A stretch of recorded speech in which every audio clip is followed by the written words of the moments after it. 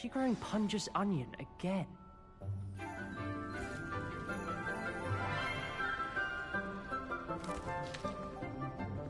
Good morning, Professor Garlick. How wonderful it is to see you again, Lenora dear.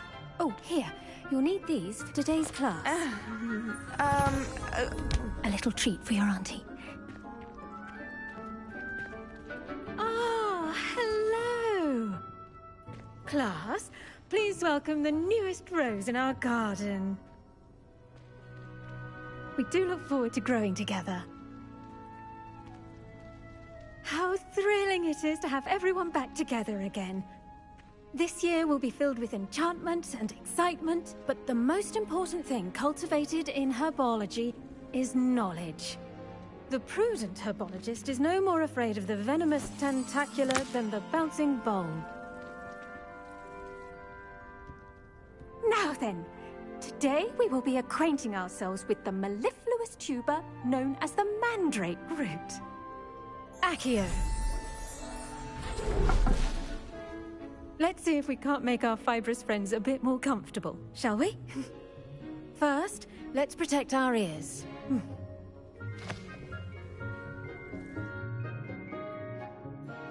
Now, everyone, grip their mandrake by the tendrils and give it a firm tug.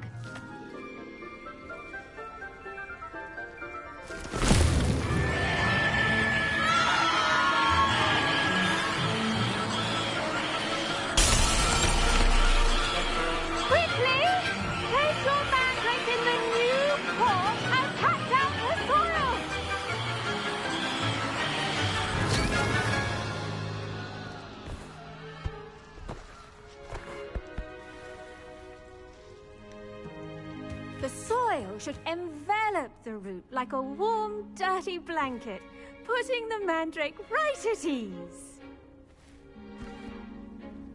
Reparo! I'm very sorry about that. Yours was a bit mature, I'm afraid. All right then, off you go. Splendid work, everyone! Now, for our next task, we'll be planting dittany at our potting tables. You can all get started. I need to have a brief word with our new student. I wonder if hippogriffs like knotgrass. Yes, Professor. Firstly, well done with your mandrake. They can be rather difficult to get a grasp of. Actually, I enjoyed it. I couldn't help but catch your enthusiasm. How kind of you. It seems you're already taking to herbology like a mandrake to fresh soil. Now, as I mentioned, next we'll be planting dittany. Let us find you some seeds. I already have some, Professor. Picked them up in Hogsmeade. You visited the Magic Neep. Wonderful! A prepared student is bound to bloom.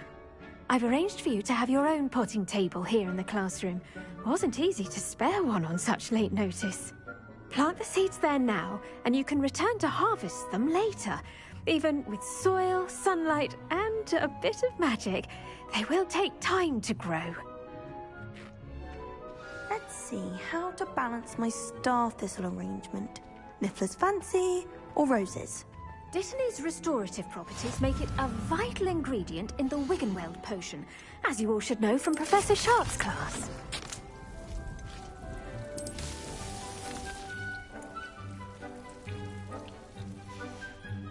Well done! Once it can be harvested, your dittany will be ready to use in Wiggenweld potion. I'll let Professor Sharp tell you about that. Now, what say we branch out?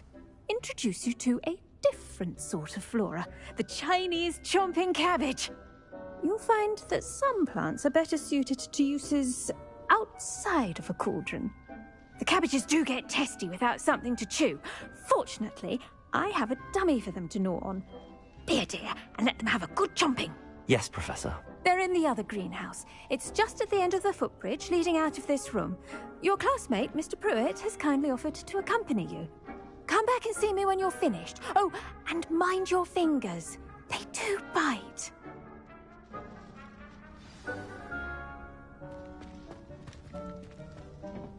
Hello. Saw you on your way to Hogsmeade the other day. Nice to meet you. I'm Leander. I'll be showing you the Chinese chomping cabbages. Up these stairs will take us there, but your lead. Nice work in Defense Against the Dark Arts, by the way. Excuse me? Your duel with Sebastian! And he's good. Thinks he's really good. But you outright slaughtered him. It was brilliant. Oh. Well, thank you. I nearly put Sebastian in his place myself. I mean, I would have, if Hecate hadn't stopped me. Didn't she stop that dragon skull from crushing you? Typical Slytherin trick, dropping a dragon skull on someone during a fight. We Gryffindors fight with honor. Here we are, home of the Chinese chomping cabbage.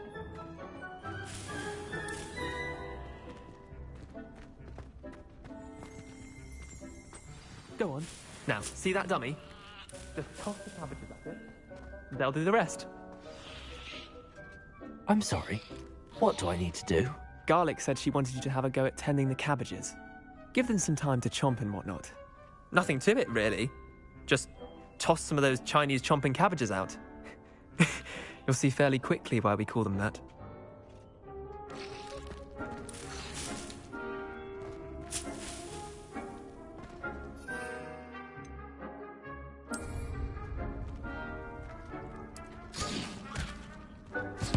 Look at that!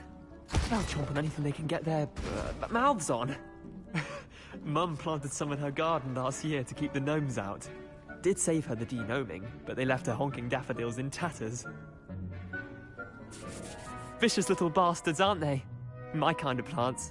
Not like stupid booba tubers and bouncing bulbs. The kind of plants that'd have your back in a fight. Not saying you can't go it alone, but... well, imagine that wasn't a dummy.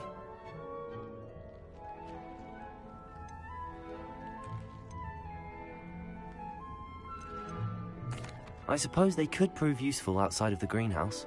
Nothing wrong with a bit of backup, even if it is from a cabbage. It's chaos out there.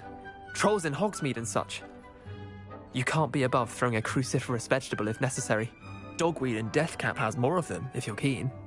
Other plants too. Ones your parents wouldn't plant in the garden. You get the idea. Anyway, we probably ought to head back to class. Take your time. I'll see you back in class.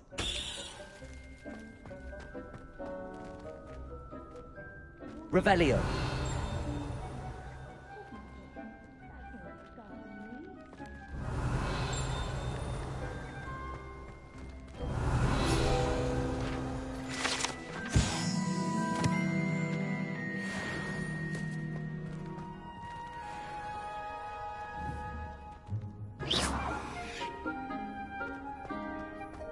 Revelio.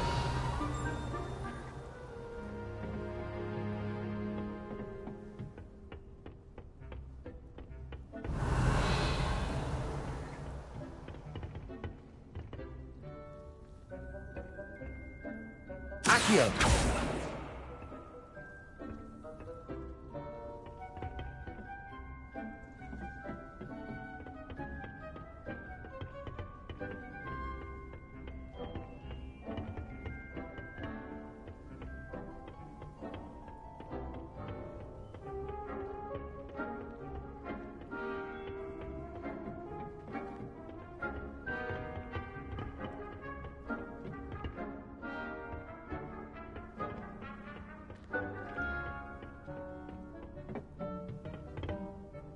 And with that helpful reminder as to why we should always wear our dragonhide gloves, I shall end our lesson here. Terribly sorry, Mr. Clopton. I tended to the Chinese chomping cabbages, Professor. Remarkable plants, aren't they? I hope they weren't too much trouble. Oh, don't see any bite marks or missing digits. And good, as you do seem to be quite green-fingered. Oh, I'm eager to see your skill in the soil continue to blossom.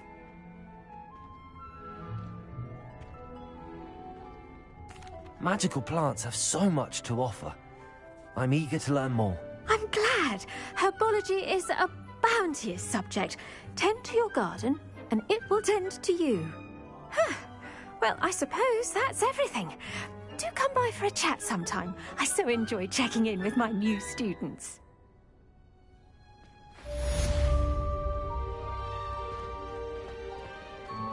Hope those mandrakes are really relishing their new pots. Only cost me my damned hearing.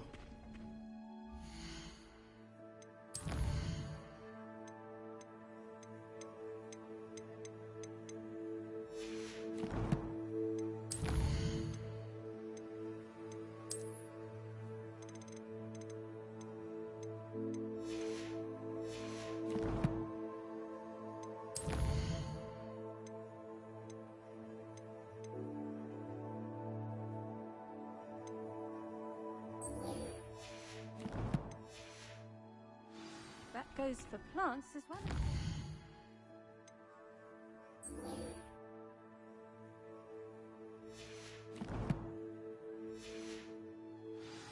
Kindness and concern are as necessary in the greenhouse as in the Great Hall.